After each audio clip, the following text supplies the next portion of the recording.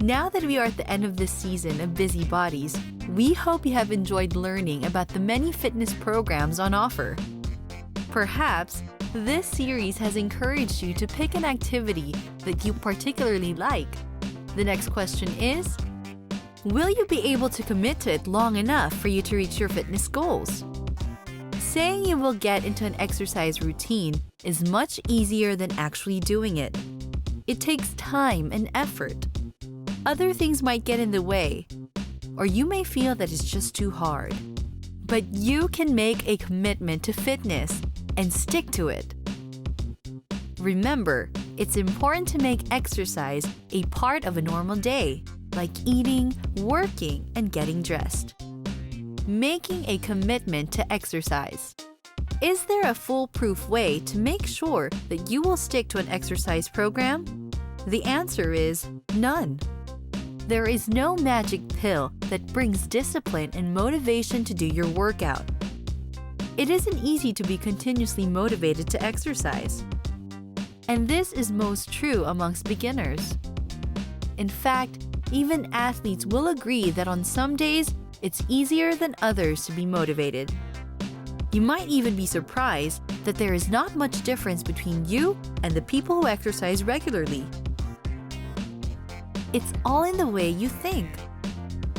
Usually, when the initial excitement of starting an exercise program dies down, and with it, the enthusiasm to do your training. Another factor that discourages some is the lack of immediate results. The combination of these reasons lead to the point where many people give up. Here are some of the factors that contribute to that sense of failure and feeling that you just can't continue with an exercise program. Number 1. Targeting unrealistic goals. Weight loss isn't going to happen right away. Most takes months to see significant changes. It is best to set measurable goals, like a certain number of workouts per week. Number 2. Overexertion. Pace yourself so as not to burn out. Starting easy and working your way up to more frequent exercise makes your workouts more enjoyable and gives your body time to adjust to exercise. Number 3. Not working hard enough. On the other hand, some people don't take their intensity high enough to promote weight loss results. Number 4. Comparing yourself to others. We all lose fat at different rates, and some are built stronger than others. Try to keep the focus on the gains you're making and not someone else's. Let's start with a plan. Here are some guidelines to get started. Number 1. Do something that you enjoy. If you like being around people, join a fitness club. If you like outdoors, try taking up hiking or biking. Number 2. Start small. Don't set unreasonable goals and pace yourself. This is very important so as to prevent injury. Number 3. Mark your calendar. Make time for your exercise routine and prioritize it. Number 4. Gear up. Buying gadgets, clothes can help you in getting excited.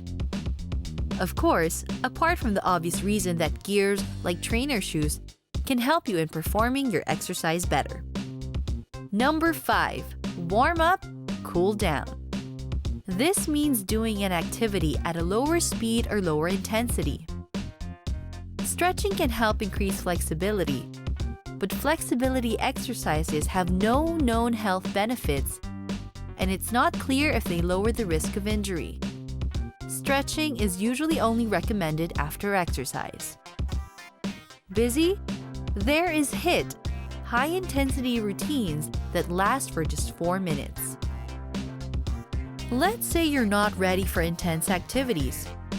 You can introduce your body to chores first that requires a significant amount of physical exertion.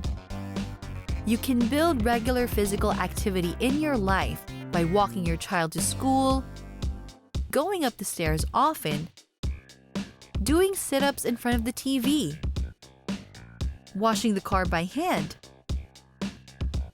carrying luggage, taking a family walk after dinner, and so on. Doing moderate activity is safe for most people. It's a great idea to talk with your doctor before significantly increasing your level of activity. And check with your doctor about a new exercise program if you have a chronic condition like heart disease, diabetes, or arthritis.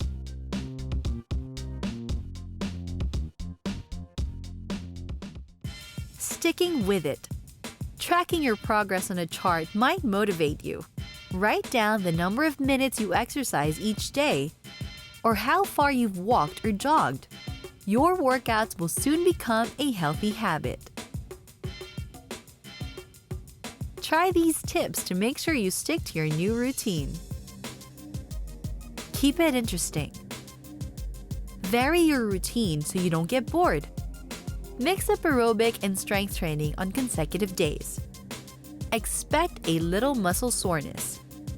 Some soreness is typical, especially when you're getting started. It will go away as you exercise.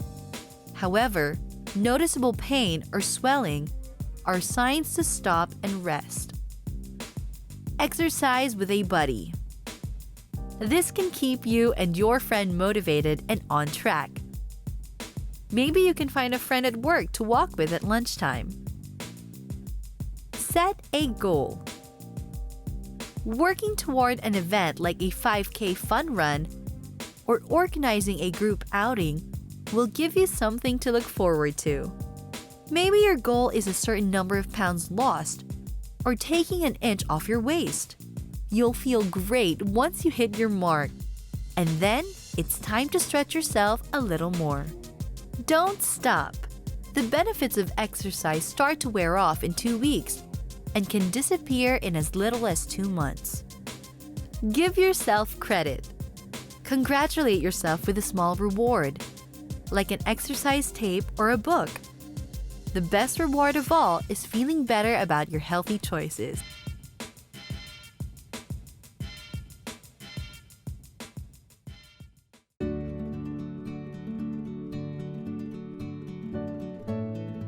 Healthy eating.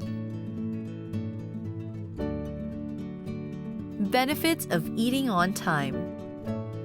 Choosing a right time to eat meals has several benefits, one of them being energy. An irregular meal eating schedule or even skipping meals drains your body of energy. Eating on time keeps your blood sugar stable, keeps hunger, headaches, and fatigues at bay. Lunch is for productive people who want to benefit from taking 20 minutes out to relax and refuel. The rise in blood sugar following the meal aids concentration and brain power. A dip in blood sugar that can arise from a skipped meal can cause tiredness, mood changes, and loss of concentration. Not the most productive state to be in. Also, having an eating schedule will help to avoid snacking. And if you are planning to lose weight, planning a well-balanced, low-calorie diet increases your chance of losing weight. Eating breakfast within half an hour or 1 hour after waking up is important. Breakfast is the most important meal of the day, as it replenishes your blood sugar levels after the 7 to 8 hours of sleep.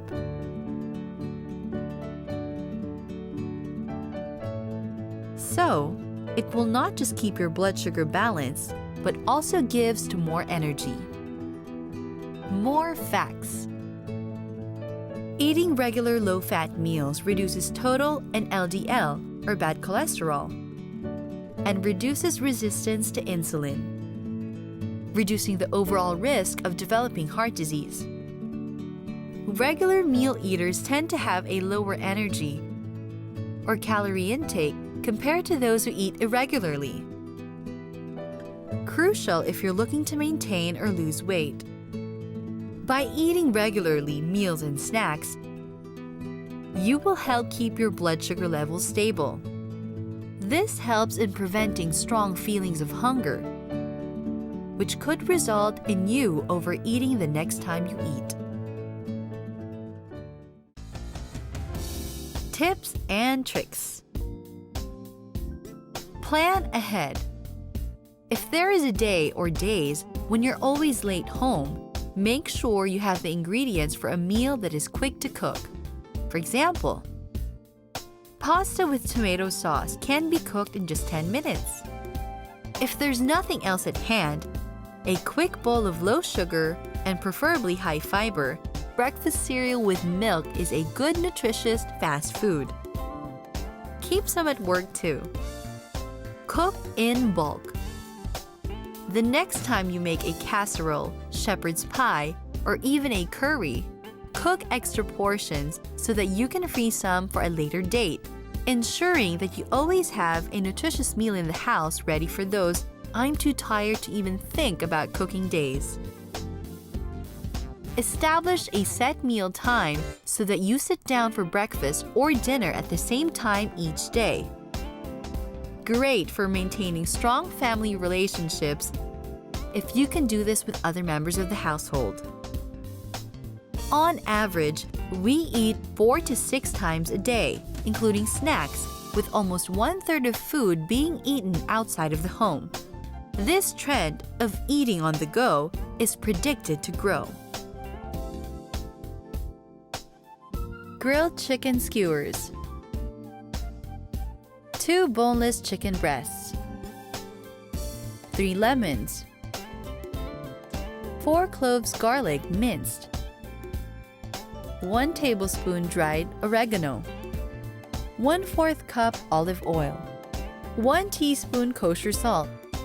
Half teaspoon freshly ground pepper. 1 bell pepper. 1 red onion.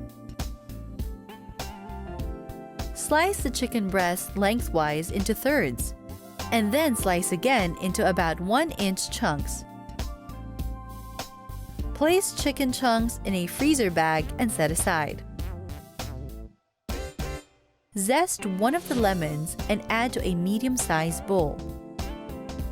Juice that lemon plus 1 more. Add to the lemon zest, and then add the minced garlic and oregano and stir.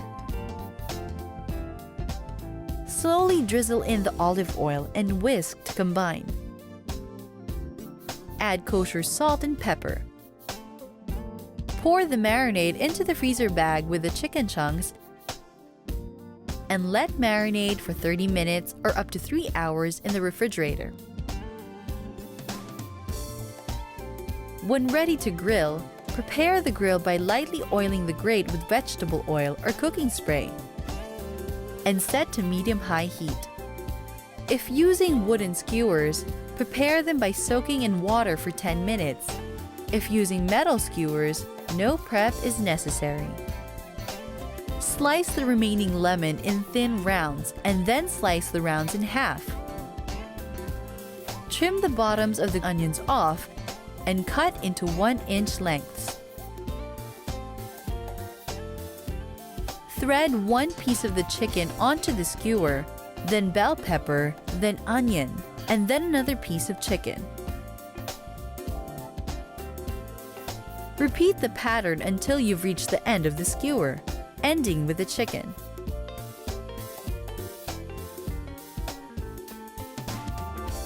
Turning often so each side browns and has light grill marks until cooked thoroughly. About 10 to 15 minutes or until chicken juices run clear.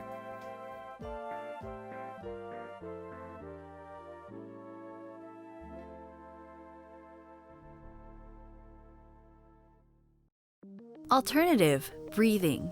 A very basic need for being healthy is breathing properly. Yes, there are exercises in breathing. Controlled breathing keeps the mind and body functioning at their best. It also significantly affects blood pressure, promotes a feeling of calm and relaxation, and helps in distressing. If you are having trouble sleeping, breathing exercises can take your mind off racing thoughts and help you focus on relaxation. Don't wait until panic kicks in before minding your breathing. Anywhere you are, here are some tips on how to breathe. Number 1. Samavriti, or equal breathing. Samavritri is a Sanskrit phrase sama, meaning even, smooth, flat, equal, or same, and vriti means fluctuations or modifications. So the phrase indicates a smoothing of the fluctuations of the mind into stillness. As its name suggests, it is said to create quality of sameness or balance in the flow of consciousness. It is a good idea to begin the practice of vriti pranayama, or ratio breathing in the reclining position, and then continue to move on to the sitting practice. Balance can do a body good, beginning with the breath. To start, inhale for a count of 4, then exhale for a count of 4. All through the nose, which adds a natural resistance to the breath. Once you get these basic yoga principles, you can aim for 6 to 8 counts per breath with the same goal in mind: calm the nervous system, increase focus, and reduce stress. Abdominal breathing technique. Most people tend to breathe in a slightly abnormal way. They tend to hold in their stomachs, make little use of their diaphragm, and breathe using the muscles of their upper chest, neck, and shoulders. If you watch babies or animals breathe, you will notice that they breathe with their whole bodies. Their bellies rise and fall with each breath. For some reason, we stop doing this when we outgrow diapers. No one really knows why. The good news is that we can relearn how to breathe properly, learning to breathe using our abdomens. This can help us control our feelings of stress. In fact, abdominal breathing is the single most effective strategy for stress reduction. A person's normal breathing rate is 8 to 12 breaths per minute. But if someone is stressed or having a panic attack, they tend to breathe faster, up to 20 to 30 breaths per minute, and more shallowly. Although we may seem to be breathing more when this happens, we are not actually getting much oxygen in, and the breathing is not as effective as it could be. With one hand on the chest and the other on the belly, take a deep breath in through the nose, ensuring the diaphragm, not the chest, inflates with enough air to create a stretch in the lungs. The goal? 6 to 10 deep, slow breaths per minute for 10 minutes each day to experience immediate reductions to heart rate and blood pressure. Keep at it for 6 to 8 weeks, and those benefits might stick around even longer. Number 3. Nadi Shodhana, or alternate nostril breathing. An interesting fact about your nostrils is that you don't breathe through them equally all the time. Right now, you will be favoring either your left nostril or your right nostril. According to yogis, a few rounds of alternate nostril breathing, pranayama, for a few minutes each day can help restore imbalances in your brain, improve sleep, calm your emotional state, boost your thinking, and calm your nervous system. Practitioners of this breathing technique unite the right and left sides of the brain. Starting in a comfortable meditative pose, hold the right thumb over the right nostril and inhale deeply through the left nostril. At the peak of inhalation, close off the left nostril with the ring finger, then exhale through the right nostril. Continue the pattern, inhaling through the right nostril, closing it off with the right thumb, and exhaling through the left nostril. It works best during crunch time or whenever it's time to focus or energize. Just don't try this one before bed. Nadi Shodhana is said to clear the channels and make people feel more awake. Number 4. Kapalabhati or skull shining breath. Kapalabhati is an important part of Shatkarma, the yogic system of body cleansing techniques. It is intended mainly for cleaning the cranial sinuses, but has many other effects including curing anemia, according to the Jaran Samhita and other sources. The technique of Kapalabhati involves short and strong forceful exhalations, and inhalation happens automatically. This one begins with a long, slow inhale, followed by a quick, powerful exhale generated from the lower belly. Once comfortable with the contraction, up the pace to one inhale-exhale all through the nose every 1 to 2 seconds for a total of 10 breaths. It works best when it's time to wake up, warm up, or start looking on the brighter side of things. It is abdominal intensive and tends to warm up the body and wake up the brain. Number 5. Progressive relaxation. To nix tension from head to toe, close the eyes and focus on tensing and relaxing each muscle group for 2 to 3 seconds each. Start with the feet and toes, then move up to the knees, thighs, rear, chest, arms, hands, neck, jaw, and eyes, all while maintaining deep, slow breaths. You can do this at home, at a desk, or even on the road. One word of caution: dizziness is never the goal.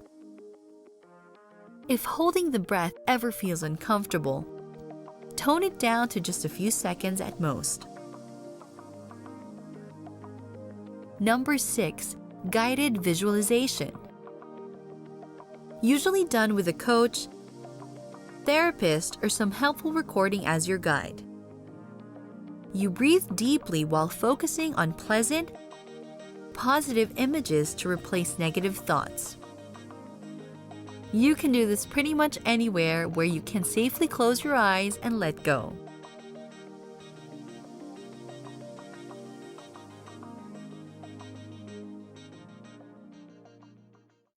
In this episode, we touched on the core elements of fitness. Something so basic as breathing can in fact contribute a lot to your wellness when you become mindful of breathing properly.